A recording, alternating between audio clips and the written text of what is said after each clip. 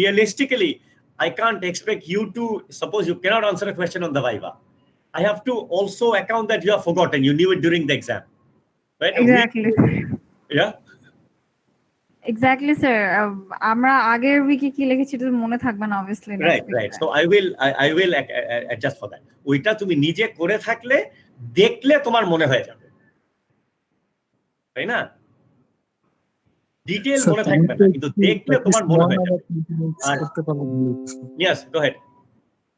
So time to at least 1 hour 20 minutes just না 1 hour 20 minute দিয়ে আমি 3 ঘন্টার কোশ্চেন পেপার দেই, কথাটা কি হবে? No sir, not like that. তাই না? মানে my idea is to put you in a race. Sir, whenever we see the question, Exactly. Yes, বলো, শেষ করো। Sir, whenever we see the questions in online, sir, তখনই কিন্তু একটা অনেক প্রেসার কাজ করে মাথার উপরে, মানে স্যার একটু প্রবলেম হয় স্যার।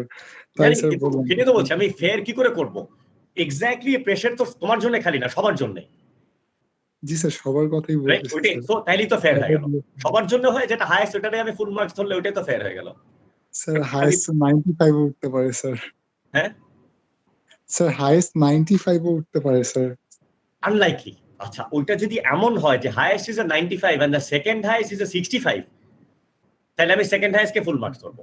এমন যদি হয় highest is 95, second highest is 90, তো তখন তো জিনিসটা ফেয়ার হলো। ওকে স্যার, বুঝছি। আর it's not a group of 10, it's a group of 60, so it will average out. Question আছে কোথায় কপিতে লিখে দেন, ইমেজ পাঠাই যাবে, আর আমরা টাইপিং করে পিডিএফ করে। একটু জোরে আব্দুল্লাহ। কোশ্চেন আনসার কি আমাদের কপিতে লিখে দেন অ্যানসারটা পাঠাইতে হবে? হ্যাঁ, মানে কোশ্চেন তো লিখতে হবে না, আনসারটা লিখতে হবে কপিতে। জি স্যার, টাইপ ফাস্টার হবে না? তোমার ইচ্ছা, টাইপ ফাস্টার হবে না, আমরা ধরো না হাতে লেখা হবে, তাই না? আমার ধারণা হাতে লেখা ফাস্টার হবে। মানে যদি ছবি আঁকতে হয়, বিকজ মানে ম্যাথ টাইপ বা বক্স দিয়ে আছে। আব্দুল্লাহ শোনা যাচ্ছে না। হাতেই ফাস্টার হবে। সেটাই বলছি যে হাতেই ফাস্টার হবে। হাতেই ফাস্টার হবে। এক্সট্রা 5 মিনিটস ফর মানে সাবমিশন টাইম ওটা দিব। মানে টেকনিক্যাল সবাই মিলে একসাথে আপলোড করতে গেলে সময় লাগবে, ওটাও দিব, ওই টাইমটা দিব। ঠিক আছে, মানে ওটাই বলছি যে ইট ইজ মানে it's a different kind of pressure, right? On a physical exam you will have a different kind of pressure. So it is even much more tougher than physical exam. না, আবার আমি scaling করলে তো fair হয়ে যাচ্ছে। হ্যাঁ, মানে এখানে টাফনেসটা হচ্ছে বিকজ আমি কুইজ নিতে পারছি না, সেটাই হচ্ছে টাফনেসটা, মানে আমার কাছে যেটা বিয়ে হচ্ছে। আর আরেকটা যেটা বললা ভাইভা মানে নিয়ে কিছুটা তো আমার এক্সপিরিয়েন্সে ওটা একটু ভ্যালু করো, যে আমি বুঝতে পারবো তুমি মানে জেনে ভুলে গেছো নাকি আসলে জানো না, right? Okay, let's start. So আজকে যেটা বললাম, we will start chapter 18, present আরম্ভ করি। আরো জাস্ট আমার অ্যাডভাইস হচ্ছে, এই যে পড়াশোনা মানে মিড টার্মের পড়াশোনা, don't keep it till the last moment, right? Please, মানে এই মাঝখানে ব্রেক পেলা এই সপ্তাহ, just one class, right? Just one class, next উইকে ল্যাবও দিচ্ছি না, you have enough time to study. আর এটাও আমি করার চেষ্টা করি, I try to stagger my mid term, মানে apart from the time that the other teachers take it, right? Try to separate it to help you, যে সবার আগে নিচ্ছি, আরো আগে সিলেবাস শেষ করছি, মানে this is all to give you time to study, right? To time to study and ask questions beforehand. Okay, let's start. So chapter 18 we will start network layer. Okay, so first two slides abar, at the end of chapter 9 we had a diagram of this sort.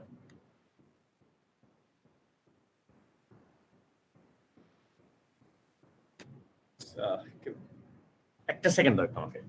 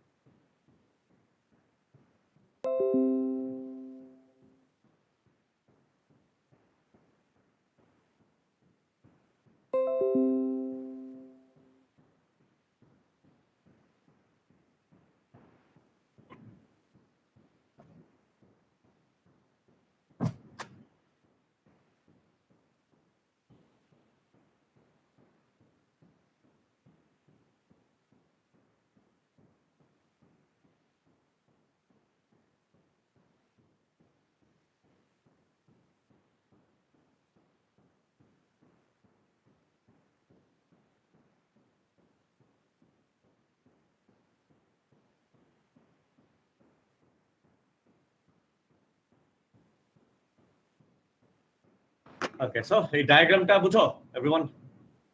Right, this is once again, we saw a similar diagram at the end of previous class where we went through all the steps at the link layer, right? Packet going from, was another Alice to another Bob through router R1, R2. Everyone, do you remember? We went through the detailed steps. Does anyone not remember? Okay, so here again, in this example, so here this is this particular topology, it spells out, shows the network layer specifically, right? Because we starting the network layer. Network layers are also identified in red. So in this example, it's assumed that Alice and Bob, typically these names are chosen, to mean A to B. So the assumption here is Alice works in a company called Sky Research, right? Her laptop is connected to the home router, the LAN router in the company LAN, which is actually a switch that's connected to the ISP that Alice's company, that Sky Research, subscribes to. And R2 is the gateway router of this particular ISP that Alice's company, that Sky Research, subscribes to. So Alice's home router is connected to R2. Similarly, Bob is the name of a server at scientificbooks.com, and this is the internal LAN switch at Bob's LAN, and R7 is the ISP that Scientific Books is connected to. And the two ISPs at the two ends are connected through a national backbone. Everyone. So this is a more drawn out, detailed, right? A bigger picture, a bigger snapshot. And then let's say Alice tries to access an ebook, which is resident in Bob's server. So in the application, the URL, Alice will type in Bob's URL. And I mentioned before, a separate application layer protocol will map the URL to Bob's IP address, to the server's appropriate IP address. And that mapping, so the destination IP address and the web page request will be given down to the transport layer. Transport layer will decide whether to use TCP or UDP, will add the appropriate TCP or UDP header, will add the appropriate port number to identify the specific app. Suppose Alice accessed it through WhatsApp, clicked on a WhatsApp link. So we'll add appropriate port numbers to identify the appropriate application layer app. We'll give it down to the network layer. Network layer will then add the appropriate network layer headers, which would be the source and destination IP address and the appropriate parity bits at the end. Is everyone with me? That will be given to the network adapter, right? At the link layer. Link layer will add then for the one hop, link layer will add the source and destination MAC addresses. So link layer operates one hop at a time. I will give it to the physical layer, which would be the actual, which will physically transmit the bits across the medium to the network adapter hardware device on the other side of this one physical link. Then this LAN will again send it again. Yes, sir. Right, so to the appropriate source and destination MAC for the next link, send it to R2 on this side. So then R2 on the top, R2 is getting the bits on the top link. So it will go up the physical link to the link layer. R2's network adapter on the top link will match the destination MAC address on the receiving packet. See if it matches itself. Yes, then he will accept it. Right, do a parity check, give it to the network layer. Network layer will again then see the destination IP address. Now this packet should have Bob's IP as the destination IP. So the network layer knows that, okay, that Bob's IP is on this bottom link. So it will send it to this bottom link, which would be to the network adapter on this side. So that network adapter will then again put the appropriate source and destination MAC address for this particular link. So R2's this bottom link MAC address, R4's top link MAC address will be the destination MAC address. So encode, make the link layer frame again and give it to the physical layer on this side. We will transport it to this side, right? Proceed like this. R2, R5, R7, get to the switch, get to Bob's MAC address, link layer, network adapter will receive the packet, see that the MAC address matches, give it to the network layer. Here, network layer will see that the IP address also matches. So then he will give it to the transport layer. Everyone. Right, that's my explanation. And again, it was a whole recap of I've said in the past. Now let's look at the text. So the network layer involved with the source host, network is involved with the source host, the destination host, and all routers in the path, not the switches. At the source host, network layer accepts a packet from the transport layer above, encapsulated in a network layer datagram, which is the name of the packet of this layer. And by encapsulating means puts in the appropriate network layer headers and parity bits and delivers it to the link layer. That is the job of the network layer. Similarly, at the destination host, the datagram is decapsulated from the received frame. The packet is extracted and delivered to the corresponding transport layer.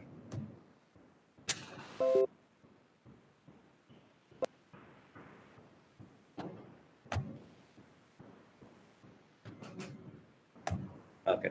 And then all the source and destination hosts are involved in all 5 layers. Routers use 3 layers, right? Because routers don't need the other layers. And this is all together with the basic philosophies of the internet design, right? That complexities should be relegated to the edges as much as possible, and the core should be made as simple as possible. Next point, so we have seen this at every layer, right? The source host receives the payload, which means data from the upper layer protocol, adds a header at the network layer that contains the source and destination IP addresses, and some other protocol that is required with network layer protocol IDs, parity bits. Destination host receives the network layer packet from the link layer below, decapsulates, which means removes the link layer headers, and then at the network layer, he will also check that the destination IP matches itself, and then check the parity bit. If they both match, deliver the payload to the corresponding upper layer. Everyone with me, right? Up to here. Next point, this is a new functionality we haven't discussed before. So let's go back to this diagram. So once again, let's say Alice is making the packets going through many different links to get to Bob. Now, suppose this is the national ISP. Suppose one particular link is down for some reason. For this link, a backup link is now used. Realistic example, suppose our submarine cable is down, and I mentioned we have a satellite connection as a backup, which we used to use before we were connected to the submarine cable. Now that satellite link is slow. So in this example, did I mention before the network packet size is not defined? Did I mention before? In the IP protocol, a packet size is given a range. There is a minimum, there is a maximum. There is no fixed packet size.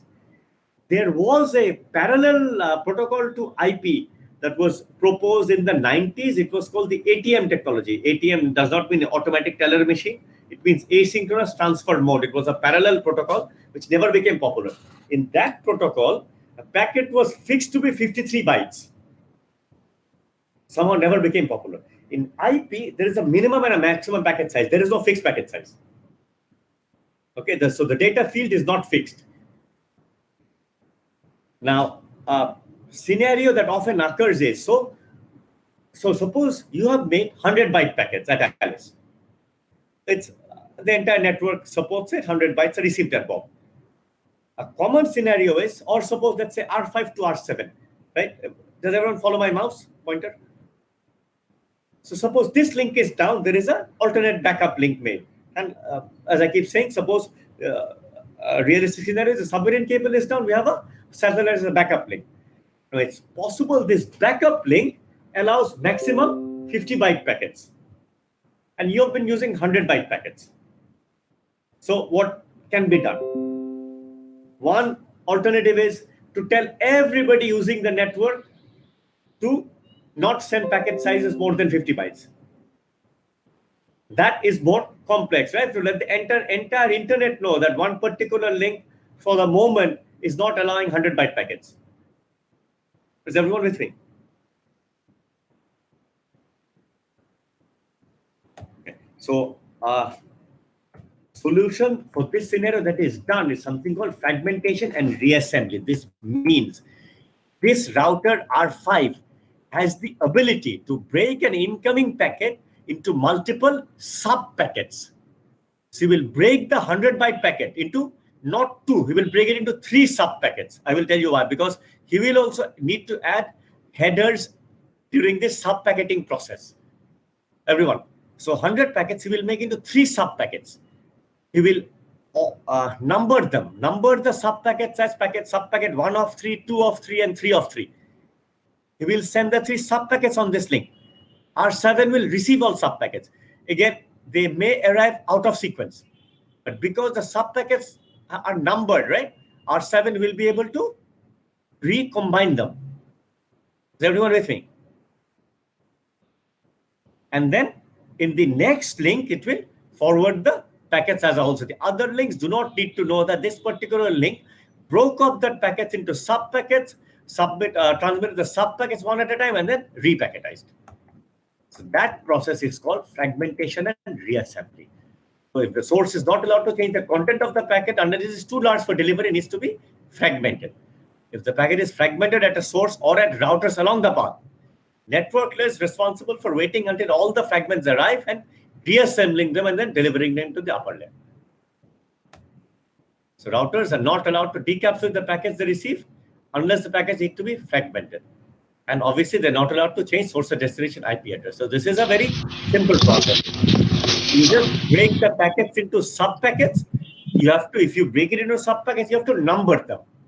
And then the receiver will again reassemble them. That is it. Sir, is this valid for also UDP? This is also valid for UDP, yes. You see, because at the network layer is not aware. UDP and TCP are at layer 4. Right? IP is at layer 3. So the network layer is not aware of whether the packets come from TCP or UDP. Yes, sir. Right? And it's a very good question. We will get into that in the next few slides. When it's very relevant to next phase, I'll tell you when. Okay, everyone? Okay. Next topic is routing. So this also we have referred to in the past. I did not get into details. We'll get a bit more detail today. So a physical network we see is an interconnection of multiple LANs. And this means there's often more than one route from the source to the destination, right? I used the term redundancy in the past. Deliberately, backbone networks have multiple routes because you don't want to wait for a route to be down before you turn a backup link on. A route may become too congested, right? Just as a road network, right? In the backbone, there are always multiple routes deliberately. So the network layer is responsible for finding the best route among all possible routes. Now I put best in italics because how do you define best? Usual definition is you want the fastest route. Everyone? Typically, the shortest route is the fastest route. Now, theoretically, there are scenarios possible where your ISP goes through a longer route because your ISP is connected to maybe 2 backbone ISPs. One backbone ISP charges more than the other. So your ISP would want to use the cheaper one, even if it's slower, usually, right? Usually use the cheaper one as much as possible, even though it's slower, right? It may have kept a connection to a more expensive ISP for special scenarios, for ETH time, or when network is really congested. For these backbone times, usually ETH time, people send the most Eid Mubarak SMSs, and mobile companies' servers are the most congested. Now, Grameen will not invest in servers for the entire 363 days just to make sure those 2 days your messages go quickly. Does that make sense? In the Western world, it happens during Christmas and New Year. So the decision Grameen needs to make is, do they invest in servers which will remain idle for the rest of the year just for those 2 days? Right? They don't. On the other hand, they make a lot of money during SMS at that time as well. So they also don't want to lose the business. So what they want you to do is they want all your messages to go through, but maybe up to 10 minutes late, or up to an hour late, where you would still send the message, right? If it's a day late, you would not send the message maybe. So then they lose out on the revenue. So those are decisions, trade-offs they make. So anyway, so the point here is, how do you define best? Usually you want it to be the quickest, fastest route. Fastest usually is the shortest route, but along with the road travel experience, shortest may not be fastest at all the time, right? Usually, but not all the time. And then there could be scenarios where you take deliberately, the backbone chooses a slower route if it's cheaper for them, if it's through using some backbone where it's cheaper. Another extreme scenario could be a political decision. You may want to not route through a country where you have diplomatic problems with, right? I put it in italics, but usually, once again, we will learn. So it says network layer, next point is needs to have some specific strategies for defining the best route. And eventually we will learn some shortest path algorithms. Is everyone with me? So these routes are determined by something called routing algorithms, which helps the routers coordinate the knowledge about the network and to derive a consistent routing tables we use when a packet arrives. So routing algorithms decide to go from point A to point B, which would be the best route to take. And once again, best usually means shortest. And we will see some shortest routing algorithm. Everyone. Okay. Next point is a common question also is to differentiate between routing and forwarding. So routing is to define globally to get from any node to any node, what is the shortest route to take.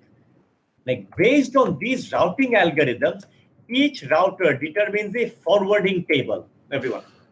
So routing is applying strategies and running some routing protocols to create a decision-making table at each router. So each router needs a forwarding table. And each router, at each router, forwarding table is, he needs a table of this sort where it is 2 columns and number of rows are equivalent to number of interfaces. So this example, there are 4 interfaces in this router. So the forwarding table for this router will have 4 rows and 2 columns. So every router will have 2 columns and number of rows equal the number of interfaces.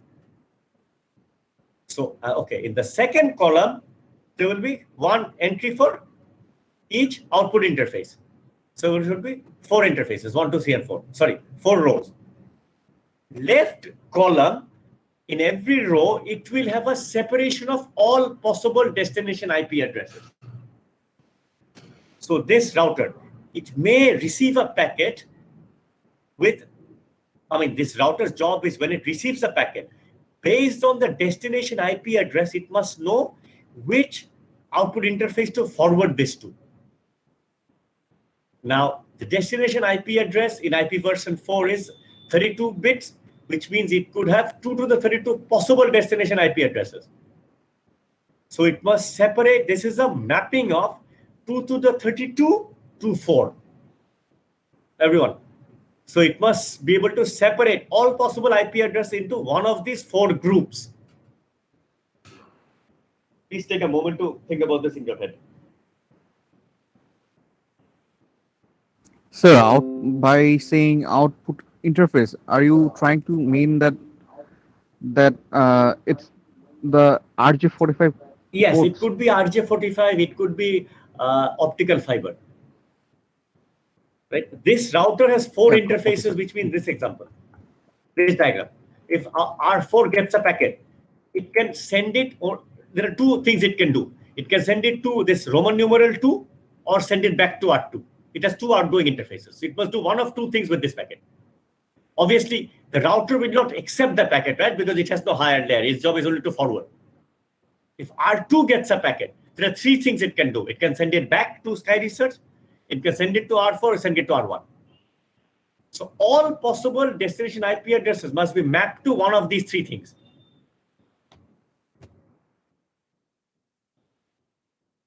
With me, everyone? So typically, I will, that's a theoretical mathematical scenario, right? The mathematical problem is all 2 to the 32 possible IP address space must be mapped to 3 possibilities. Okay? So now, practically what happens is, if you've configured IP addresses, you have seen there is a gateway router. So typically what ISPs do is, if your request will go to your ISP, typically what ISPs do is, it will have, for this particular top link, right, it will have a range of IP addresses which would be under its own domain, it will have another range of IP addresses which will be to its own cache server, everyone. So if you access a web page which happens to be on another client of the ISP itself, suppose you and IUB subscribe to the same ISP and you access IUB's web page. So that because IUB will send back on the same link, on its internal link, right, to within its own domain. So it will have a list of IP addresses belonging to its own subscriber base, which means that particular request, your ISP does not have to use forward to its backbone. It does not have to pay the backbone it subscribes from. Is everyone with me? You're trying to access a page which belongs to one of your ISP's own clients. So ISP needs a network and modhe. So typically it will have a link to its own network range, and in its router it will have one particular interface যেখানে এই যে এই ISP এর IP address গুলো লেখা, মানে its own clients, belong to its own clients. Typically it will have another range for its own cache server যেখানে it has cached all the common websites people access. Is everyone with me? Third will be, it will have a gateway ISP where all default remaining IP addresses will be forwarded to. And that will go to its gateway ISP. And the gateway ISP will have other separations based on maybe if it has multiple other backbone or international ISP it is connected to.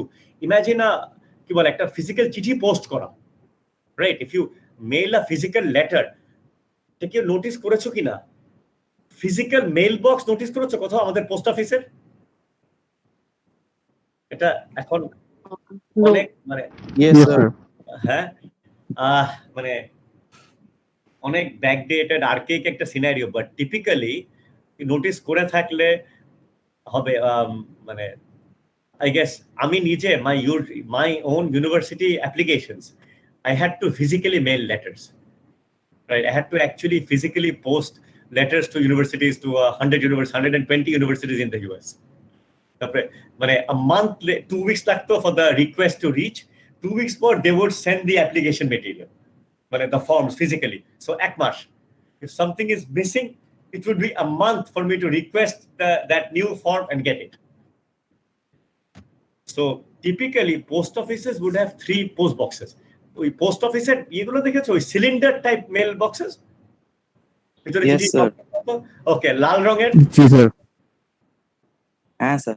হ্যাঁ, typically 3টা কালারের থাকতো। One meant for post within Dhaka city, within the city.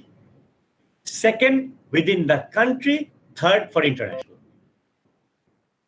So within the city would go to some sort of sorting, যেটা ঢাকার মধ্যে sort করে পাঠাতো। National মানে বাংলাদেশের কোথাও ওটা যেত জিপিতে। Third, international. ইন্টারন্যাশনালটা জিপি আরেক অফিসে যেত। ইন্টারন্যাশনাল ওইখানে সাবডিভাইড করতো, where geographically is it going, right? And they would typically have, post office would have 3 international sorting bureaus. মানে একটা would go to Singapore, one to Hong Kong, one to Dubai. Idea was geographically, if it is to South Asia, send it to Singapore, ওই ডিরেকশনে হলে। ওয়েস্টে হলে send it to Dubai. So এখানেও যেটা বলছে, ISP backbone may have links to multiple international ISPs, right? Same idea. If it is a Facebook, if it is a server in the US, send it to Dubai in the western direction. If it is to South Asia, send it to India. If it is to Australia, send it to Singapore. If you have এরকম 3টা connection আমার থাকতে পারে। Okay, so your forwarding table will have এরকম, মানে the first column will have all the destination IPs sorted by outgoing interface. And usually you want the মানে এই যে এই diagram দেখলে, if it is a packet at R3 on this side of the internet, your Roman numeral 2 should send it to 1, right? Not to 3. বুঝতে পারছো? এরকম globally মানে separate করতে পারলেই it would be fastest to get your website. ঠিক আছে? So these are done by routing algorithms at layer 3. And in the the 400 level class, we study specific routing algorithms. Ekhane we study the general architecture. So let's look at these two terms now. Routing is the global decision making, and forwarding is at each router decision based on what to do with a particular packet. In the sense, where to output the packet on which particular interface. Okay. So this example, let's say this packet comes to this router through interface 1. The destination IP is B, IP address is B. The router consults its forwarding table. The forwarding table says for a packet destined to be, send it on outgoing interface 2, which is on this side. So the router receives a packet on one interface. It needs to forward the packet to another. It could, once again, it could also be back on the same interface, right? It could be another back on the same interface here. Could be scenarios such as this.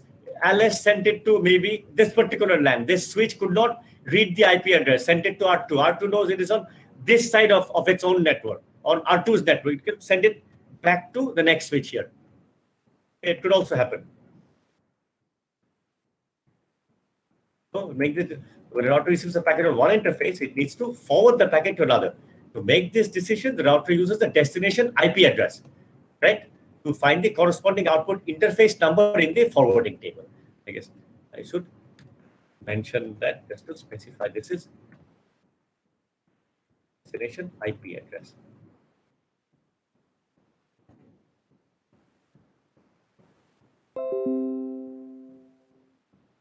Sir, can we say one way or another that all the ISPs are connected with each other through the submarine cable? They are connected, right? All the ISPs are connected. When you say connected to each other, you are implying a mesh network. Yes, sir. Right? They're not directly connected. It's not a mesh network. And of course they're connected. Otherwise, if you theoretically you have the access to any web page in the world. Yes, sir. Right? Which means you have access to any web server or any ISP in the world. Yes, sir. Right? Basically, we can read the files, but we cannot write. Say it again? Basically, we can read the files, but we cannot write the files, right? Yeah, you cannot save on any ISP, right? But you can Yes, you are connected, right? Yes, sir. And as I mentioned before, the exact map of the connection no one knows. And there are algorithms which are used to guess. Right? It is in theory, it is possible that 2 and 3 in Roman numeral 2 and 3 are directly connected, but the router at 2 is not aware of this connection. Or let's say Roman numeral 2 and R5. Okay.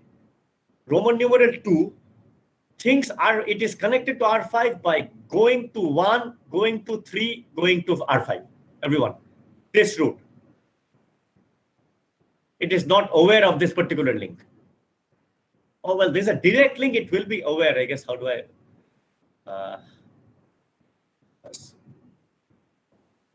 Let's see if I can. Like if there was a link between router 2 and R5, then that would be the direct link, right? No, imagine there is a link between 2 and 3 with another router in between. Okay. Okay. Imagine there is a router between 2 and 3. So router X.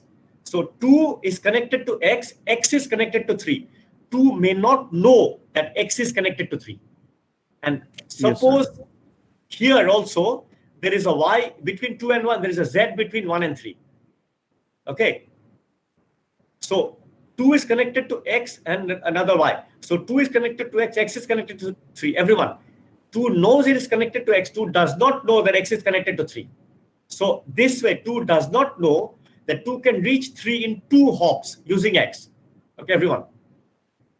But intermediate routers here have forwarded their information, shared their information with its neighbors.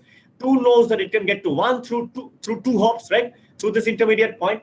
1 can get to 3 through 2 hops, which means 2 can get to 3 through 4 hops. 2 is aware of this connection to 3. But 2 is not aware that it can get to 3 using 2 hops, shorter. So 2 forwards all its packets to 3 using this route. Everyone.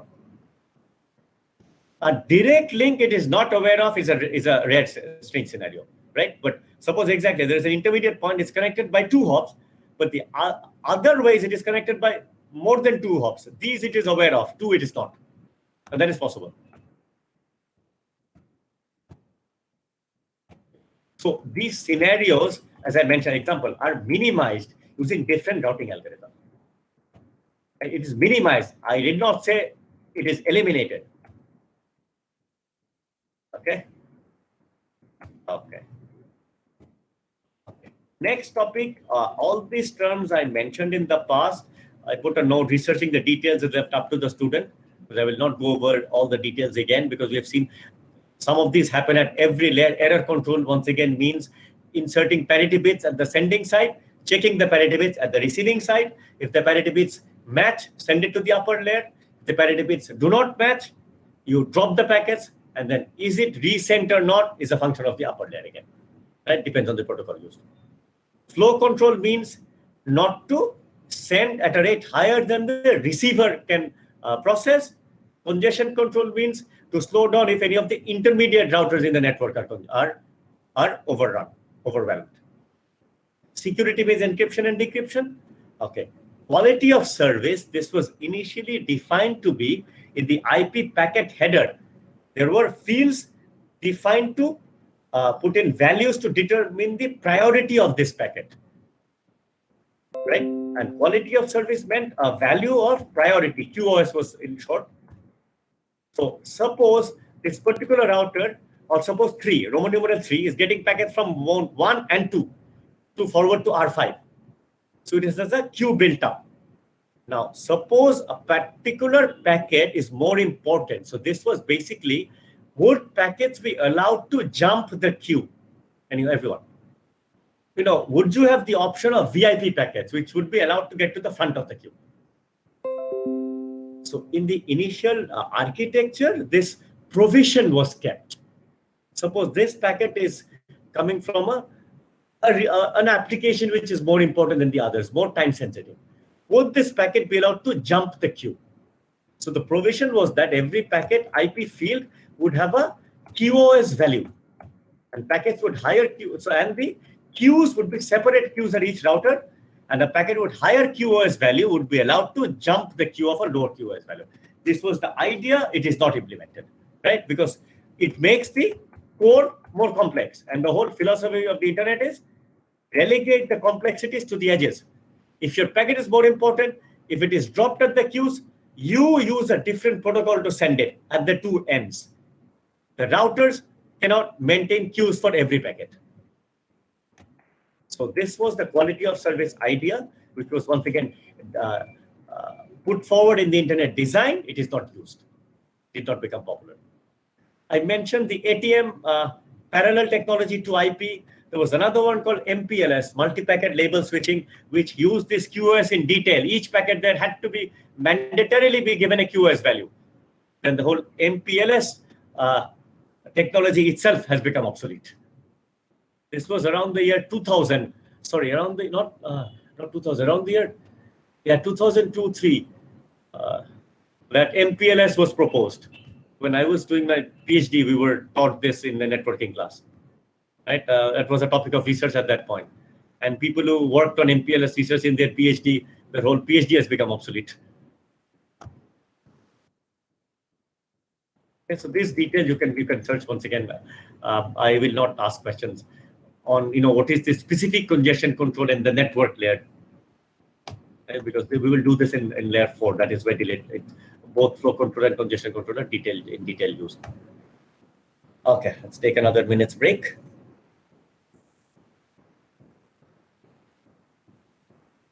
Go to the next topic.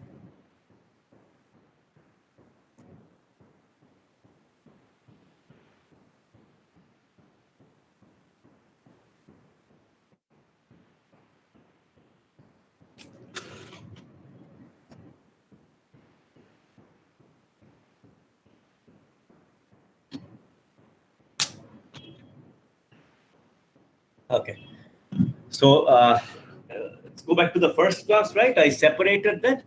There are two kinds of computer networks: circuit switched and packet switched, everyone. And packet switch was the telephone network where there were direct electrical connection set up between source and destination, right? We made that separation that computer networks is packet switched, where you do not have a direct electrical connection. Bits do not continuously flow, right? You group bits into packets, put it into the network, and by destination IP address, each packet eventually may or may not make it to the destination. Everyone, right? This was the separation we made between circuit switch and packet switch. And we said whole topic of circuit switch is old-fashioned and outside the scope of this course. Is everyone with me? Yes, sir.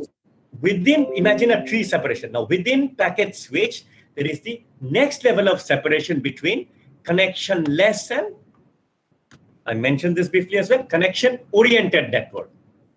So within packet switch, and once again, I mentioned, you cannot have a connected network, because that would contradict the whole principle of packet switch. And I also mentioned that a common networks, right? First question is to differentiate between connected, connection-oriented, and connection-less networks. And I did mention, right, that it would be a trick question, because you cannot have a connected network in packet switch. So difference between connection-less and connection-oriented is, in connection-oriented, there is some basic level of, the term used is handshaking done between the sender and the receiver, which means some control packets are exchanged where at least you ensure that the receiver's IP address exists, that the receiver will serve you before you send in the actual data packets. So if you send an email, first you will make sure that the mail server exists at iub.edu.bd. There is a valid mail server. Next, the mail address, which will be a valid mailbox within the mail server, that mailbox exists.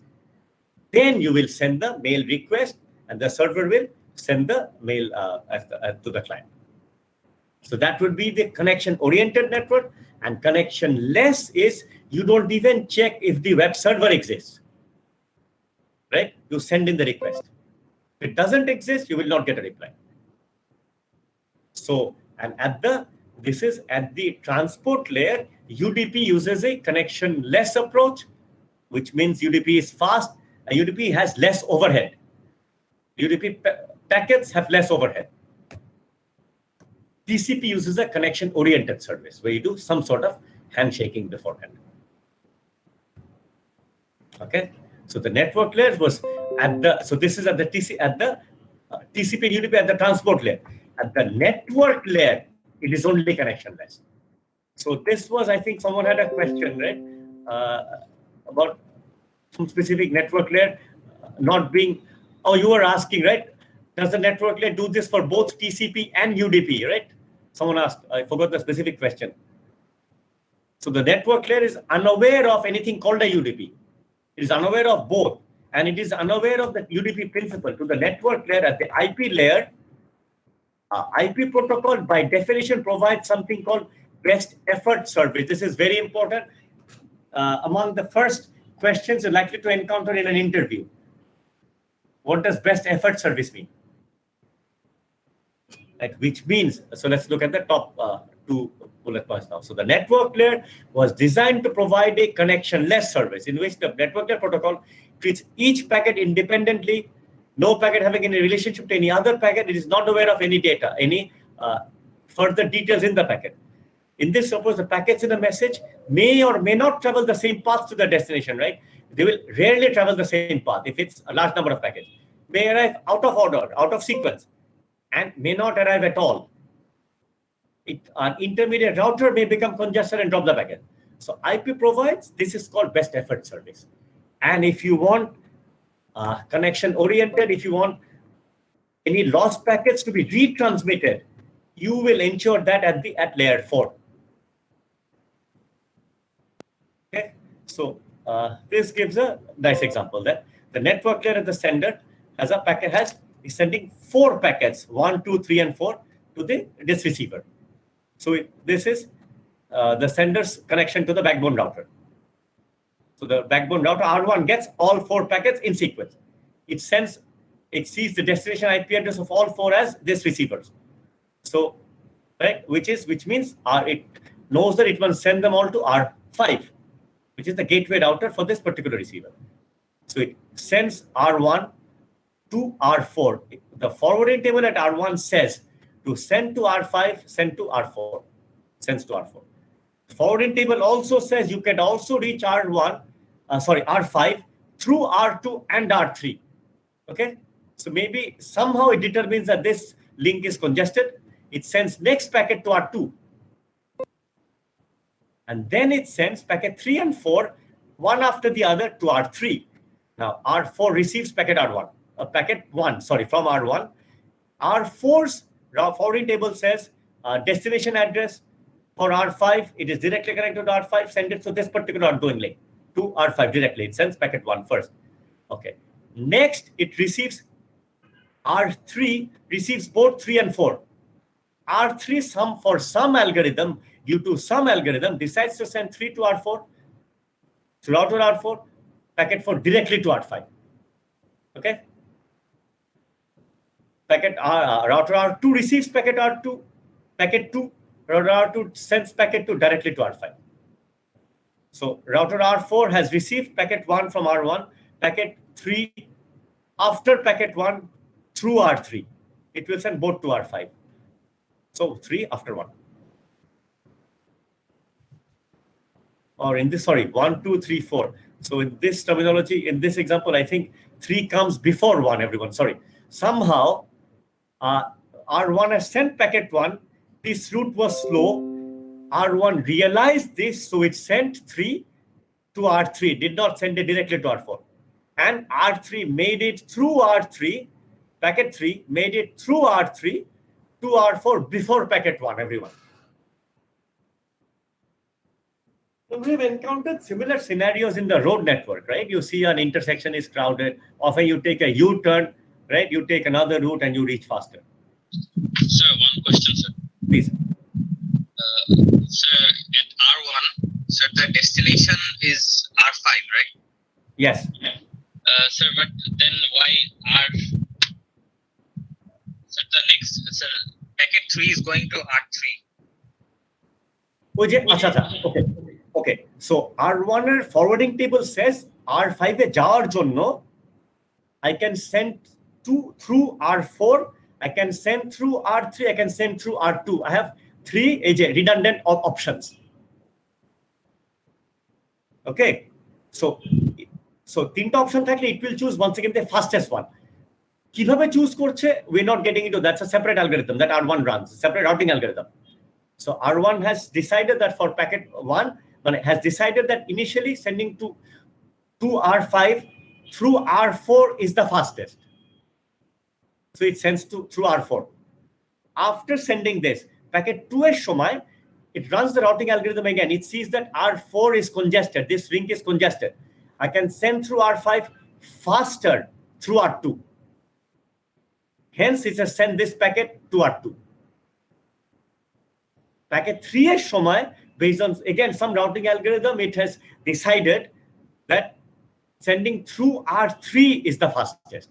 That's why. Does that answer your question? Sir, but again, sir, R3, so the destination is R5. So why R3 is sending it to R4? So why not R5? Okay.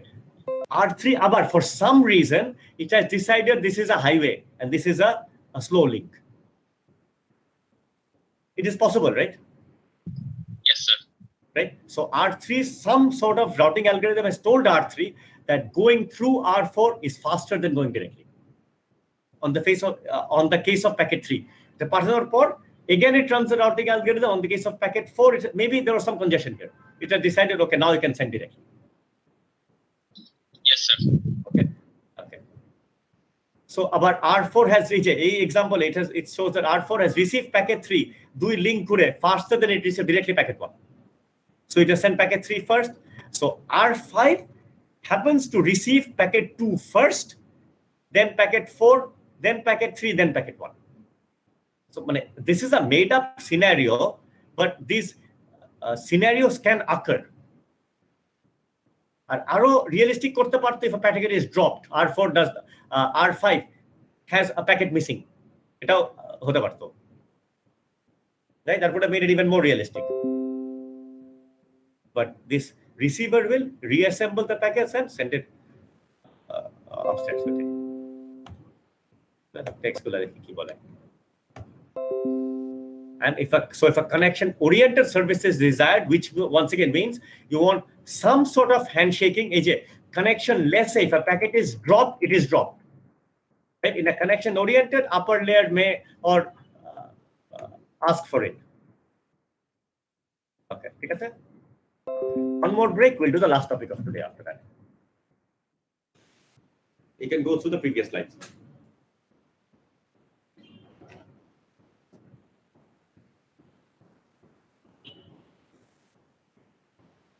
Next, to judge the performance of a network, we use three characteristics: delay, throughput, and packet loss probability. Can you guess what they mean? Delay bolte? Today we will study delay. Next week we will do, next class we will do the next two. So delay bolte? It should be easy. Anyone?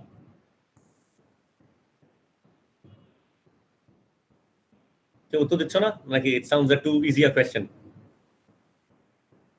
It's just the total time elapsed before you get the website, right? Get the packet. So you've typed in a URL, enter করার কতক্ষণ পরে the URL is you receive the URL. Okay, but we'll see there are details to it. Throughput. Anyone? I need one of you to answer this. What does throughput mean?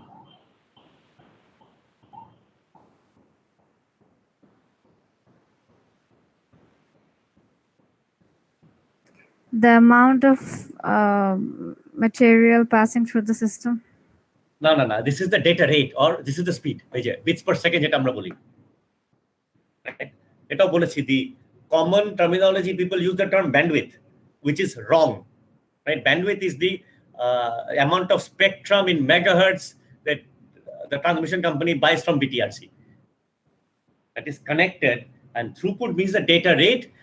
If you use the term speed, that would be that would be correct. The technical term is throughput, right? The data rate, number of bits per second. Okay, everyone? Okay, and sir. packet loss is the probability of packet loss. Does 1 in 1,000 packets get lost, or does 1 in 1,000,000 get lost? Because a packet is lost means many applications you have to ask for the packet to be resent, which means you're doing the same work multiple times, right? Same work twice. So typically, this is how you judge a network, and details of throughput and packet loss we'll do next class. Today we'll look at details of delay. So subsequently, the total delay is a function of 4 component delays. There is transmission delay, propagation delay, processing delay, and queuing delay. So total delay is what we encounter, right? Again, when you hit enter to when you receive the package. If you're downloading a file, when you receive the file. So all of us expect instantaneous response from a network, but that is obviously 0 time is impossible. The packet from its source to its destination encounter delays. And the delays can be divided into 4 types.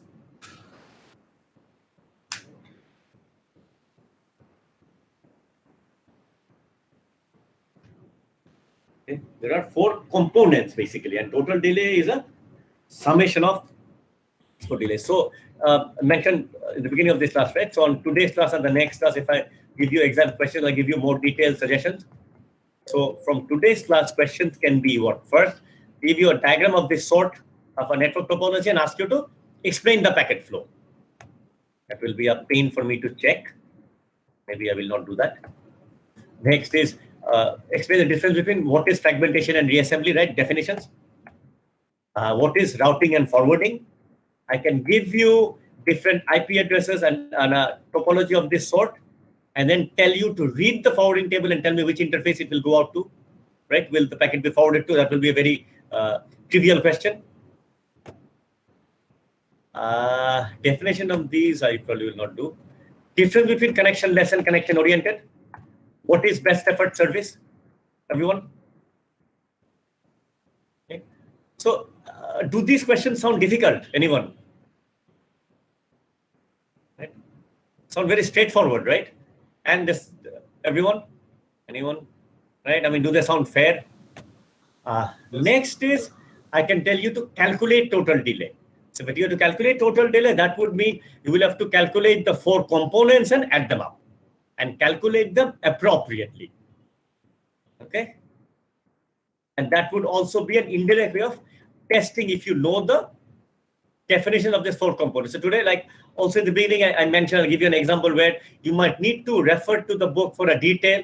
So if you have forgotten, a specific definition, you can look it up, right? But obviously, you will not have time to study it at that time. With me, everyone? So let's go through each of them. So Sir, you will provide us the delay values, right? please, louder, please. You will provide us the information to find out the delays, right? I will provide you the information for you to calculate the 4 components, and then I will give you a topology. You have to add up the 4 components smartly, appropriately, because there is no one fixed formula. Okay. So let's see the definition of each of them. They're not difficult. Then you'll see.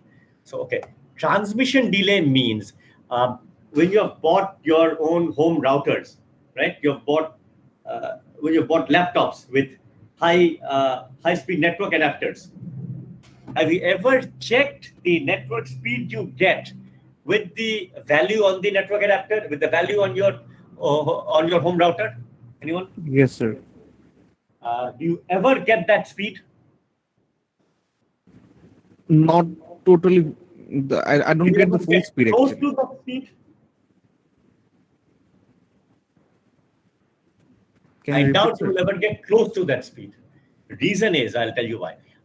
The speed given, the rate given is the transmission speed, not the end-to-end speed. And so transmission speed is one component of 4. You see, the router. So what is transmission speed? So let's look at this. So a source or router cannot send a full packet instantaneously, right? It needs to put the bits on the line, bit by bit, right? Full packet on the line, 1 bit at a time, right? Imagine a waveform. A 1 bit is a 5 volt, a 0 bit is 0. So you will put the bits on the line you will transmit 1 bit by bit, right? Each bit has a bit period. So if you have a small bit period, in 1 second, you will have the large, the smaller the bit period, more number of bits you're sending per second. Imagine the waveform. If 1 bit takes 1 second, right? Your waveform is 1 second, then every second you're sending 1 bit. If your 1 bit is 1 millisecond pulse, then you're sending 1,000 bits every second. So your pulse width. Is everyone with me? Your Yes, network sir. adapter, 300 Mbps, that basically tells you the pulse width. In 1 second, the network adapter will put 300 million bits on the line. So if the first bit of the packet is put on the line on the physical medium at time t1, and the last bit at time t2, transmission delay is t2 minus t1. Right? And that is the only time your bit rate, your network adapter is saying. So this example, right? In a fast Ethernet LAN, with a 100 Mbps speed and a packet size of 10,000 bits, it will take 10,000 by 100 million, right? Or 100 microseconds for all bits of the packet to be put on the line. So the line here means the physical transmission line, right? The physical medium. So the transmission delay is packet length by transmission rate. This is the only thing, speed that your network adapter is giving. Okay. Next, there is a physical propagation delay, right? Physical travel delay. Propagation delay means travel delay. Time taken for a bit to travel from point A to B in the particular medium, right? Obviously, speed of light is not infinite; it is high, right? So the propagation delay of packet switch network depends on the propagation delay of each link. So this also, this particular network, each link may not be the same type. One link may be actual twisted pair copper cable. Another link may be fiber optic. Another link may be wireless, right? When we use mobile internet, your first link to your tower is wireless. Your tower is connected to some central controller using a backbone wired network. Sorry, your tower is connected through microwave. Sorry, your first link is typically wireless to your tower. your tower is also connected to microwave to the central controlling towers of your of Grameenphone. That is connected through typically wires to BTRC's backbone network. BTRC has optical fibers through its connection to the submarine cable. So each link may have a different physical speed. You see my point? A wireless link travels at the speed of light. Right? Your connection to your tower, to your BTS, that's a wireless connection. That is at the speed of light, 3/10 into the meter per second. Optical fiber, optical pulses travel close to the speed of light. Physical wires, copper wires, typically due to impurities, travel at 2/3 the speed of light. Electronic speed, 2 times 10 to the meter per second. I'm saying they may not be the same, right? So there will obviously be a total physical delay. And physical delay, this is just distance by speed. So if there are multiple links, you have to add up the delays at each link your packet traverses.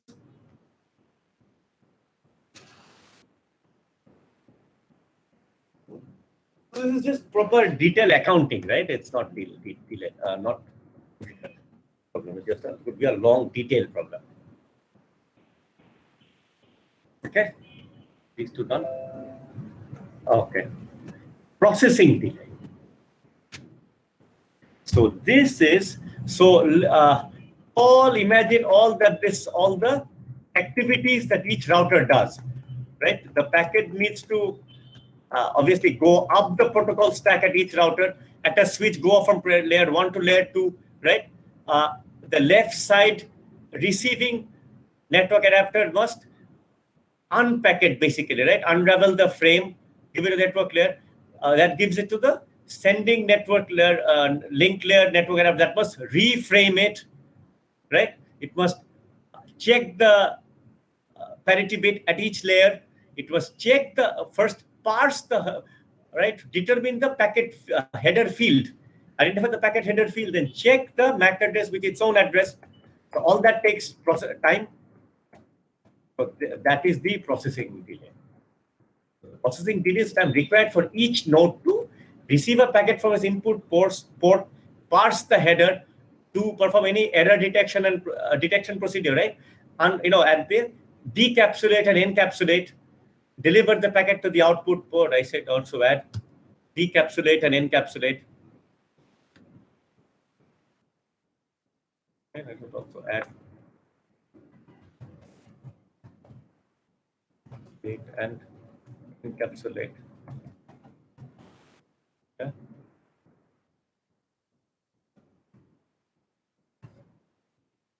Could be if it's encrypted, decrypt, and encrypt, right?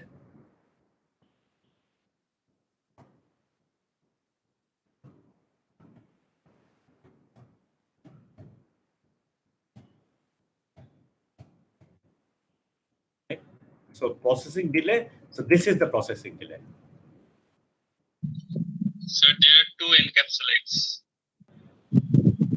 Oh, sorry. Good point. Thank you. Thank you.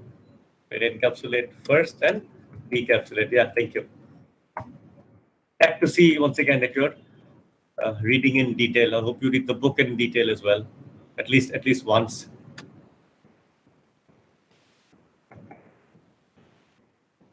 Who was this? Name again, please. বলছিলা এটা?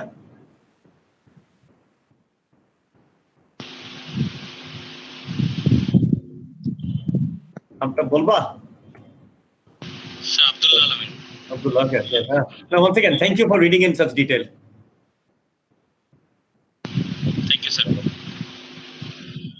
Okay. Okay, right. So, yet clear to everyone? So, beta mone rakhe je the processing delay will be different for each packet because the packet lengths are different. Delay different for each node, right? Right. So, the processing delay required to process a packet in a router or a destination host. So, and all the total processing delays must be added. So, eta ami exam e dile mane just not to complicate the problem with unnecessary details, I'll probably give you the average processing delay and the number of nodes. So you can multiply by the number of nodes. মানে এখানেও এটা মনে রাখতে হবে যে my objective at giving a question would be to test your understanding of of this slide, right? Not test your accounting ability. You know?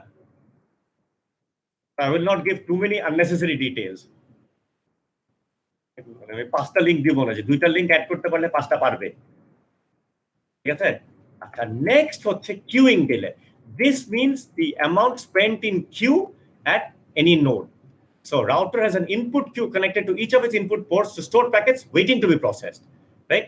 Also has an output queue connected to each of its output ports storing packets. Color code for it.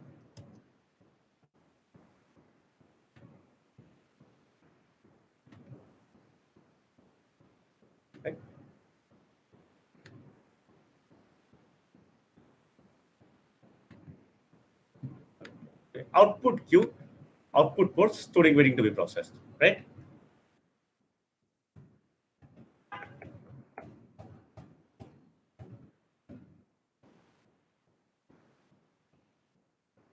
And the queuing delay for a packet is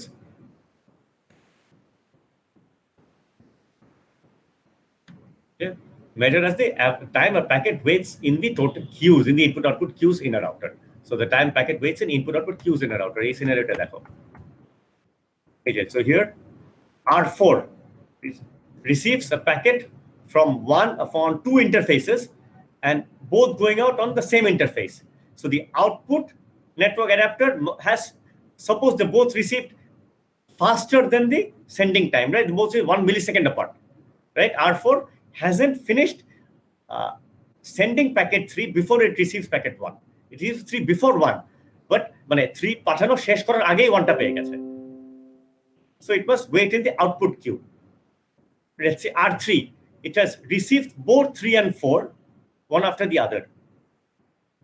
Right? So 4 must wait in queue before the router has processed packet 3. Okay, and this is typically the reason for network congestion and packet dropping.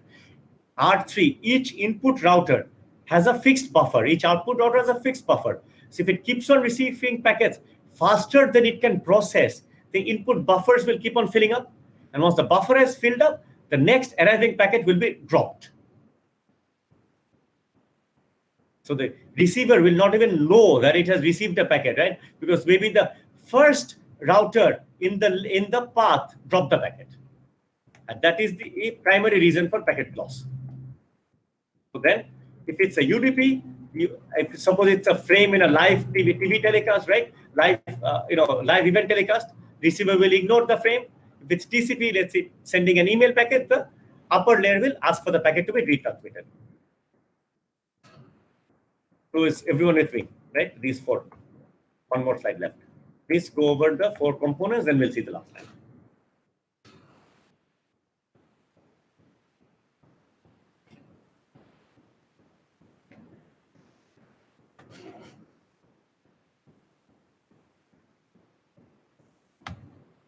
Okay, so last হচ্ছে just এই যে total delay is the summation of all এই যে these 4 components delays appropriately added for the network topology given.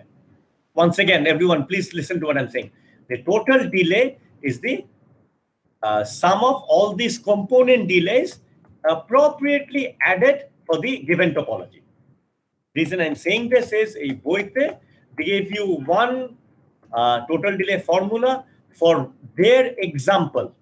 Okay, I gave the same this problem in my midterm in the previous semester. People use this formula blindly without modifying it to the given network. Is everyone with me? So this total formula, it is a summation of all 4, but this particular total formula holds only for the topology the book gave. So here they assume that first there are n intermediate links, n intermediate nodes, which would mean n+1 links for n routers. So they're assuming equal delays for the sender, intermediate routers, and receiver. The total delay of packet encounters can be calculated if you do the number of intermediate routers in the path, right? So if there are n routers, there are total n+1 links, everyone. So they assumed these values are equal at each link. So transmission delay, propagation delay, processing delay. So then multiplied by n+1 links, and they assumed queuing delay only occurs at the routers. Queuing can also occur at the receiving server. They assume queuing can only occurs at the routers of equal value delta QU, delay QU. So multiply that by n. So then if we have n routers, we have n plus 1 links. So that is, we have n plus 1 transmission delays related to n routers and the source. Propagation delay is related to the n plus 1 links, and n plus 1 processing delays once again related to n routers and the destination server. Right? So here is a source of processing delay, and n queuing delay is related to the n routers. So everyone, once again, this formula is specific to the exact problem in the textbook. And obviously on my exam, I will change, right, the topology so that this particular formula you have to, smartly derive. Derive is a strong word, right? This is just adding smartly, adding the components smartly. Sir আমরা যদি individually প্রত্যেকটার delay গুলো বের করে add করে দিই তাহলেই তো হবে। অ্যাড করবো, আমি যেটা বলে যাচ্ছি, আমি নেটওয়ার্কটা যেভাবে দিব ওইভাবে অ্যাড করবা, তাই না? আমি দিতে পারি যে আই ক্যান গিভ ইউ, আপনার ডিফিকাল্ট দিব না, আমি দিতে পারি path with 2 links and 3 nodes, right? মানে এই যে মাঝখানে দুইটা দিয়ে তিনটা, imagine just R1, R4 and R5. I can tell you that R1 to R4 is a wireless link, R4 to R5 is an optical link. R1 to R4, the speed is speed of light. R4 to R5, it's 2 to the 10 to the 8, right? দুইটা distance different. So দুইটা specific delay আলাদা calculate করে add করতে হবে, তাই না? Sir এটা না বুঝলাম। Suppose I tell you, এই যে R1 to R4 is a wireless link, R4 to R5 is a optical link. I will tell you R1 to R4 is 1 kilometer, R4 to R5 is 2 kilometer. Okay, R1 to R4 wireless link, speed of travel, electronic speed here is 3 times 10 to the 8 meter per second. R4 to R5 speed is 2 times 10 to the 8 meter per second. So দুইটা delay তখন separate হবে না, right? Because Yes, the speed sir. is different, distance is different. So you have to calculate the delay separately and then add. Sir তাহলে তিনটা এন্ডে delay বের করে তিনটাকে অ্যাড করে দিলাম তাহলে তো হবে। এখানে আমি দুইটা সেটাই বলছি যে মানে আমি দিলে মানে ওকে আবার আসি, you have to add up the 4 components, তারপরে এই কম্পোনেন্ট গুলো you have to calculate individually appropriately. Exactly sir. Sir Right? এগুলো ইন্ডিভিজুয়ালি ক্যালকুলেট করে এগুলো অ্যাড করে দিলাম। Add করতে এটা হবে। সাপোজ একটা এন্ডের জন্য এটা হলো, পরে ওটাই। ইন টোটাল তিনটা এন্ড অ্যাড করে দিব। হ্যাঁ, ওকে। I can tell you, ignore processing delay, which means SU processing delay is 0. Homework করে দিব, মানে প্রত্যেকটা ফর্মুলা তো বুঝতে পারছো, বুঝে অ্যাড তো মানে basic arithmetic, right? Yes sir. তাই না? বেসিক অ্যারিথমেটিক, ওই মানে টোপোলজিটা বুঝে ফর্মুলাটা অ্যাপ্লাই করা, সেটাই। স্যার আমাদের একটা যদি ডিলের কোশ্চেন আপনার যদি সলিউশন হোমওয়ার্কে ভালো, ঠিক আছে, ঠিক আছে। একটা এই যে কোশ্চেন এখানে যদি তো সলিউশন সহ দিলে কোডগুলো দেখে নাও, কোড এক্সাম্পলটা দেখে নাও, দেখে বুঝে নাও। Okay sir. মানে each formula is this transmission delay হচ্ছে just packet length by transmission rate, ওই নেটওয়ার্ক অ্যাডাপ্টার স্পিড যেটা, ওই বইয়ের কোয়েশ্চেন গুলো দেখে নিও, ওইটাই, ঠিক আছে? Okay, so we have finished 18.12 subsection 18.3.1. এটা 3 বাজে, আজকে আর আমাদের অন্য ক্লাস থাকতে পারে, right? I should not hold you more. Okay. If you have other classes, you're welcome to drop off.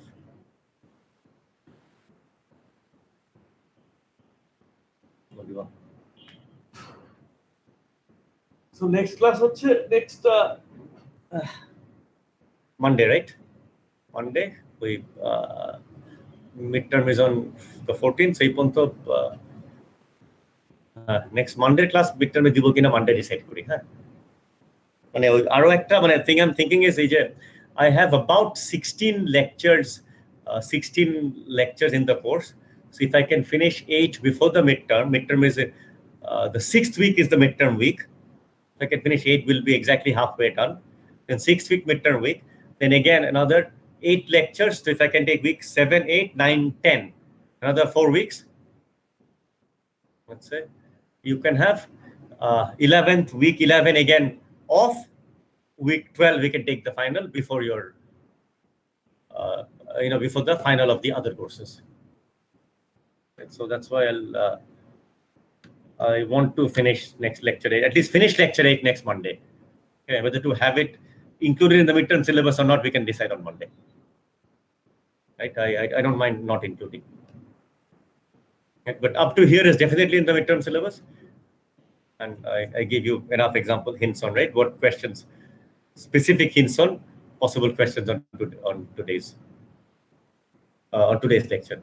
I don't think I will add any direct descriptive questions, because taking that will take a heck of a lot of time, right? And descriptive questions, open book, doesn't make much sense either. I might give you just math problems, and if I ask you a math problem to calculate delay, obviously indirectly, right, I'm testing if you understand the definition of all these delays. Right, I might give you just direct problems, all of them, and in the problem, if you can do them, right, I'm indirectly testing if you understand the concepts. Just do that. Okay. So let's stop for today. It's already 5 minutes past time, right? Okay, sir. Anyone has anything to say? I guess you can say. Others are welcome to drop off. Yes, sir. Thank you, sir. Allah Hafiz. Allah. Okay.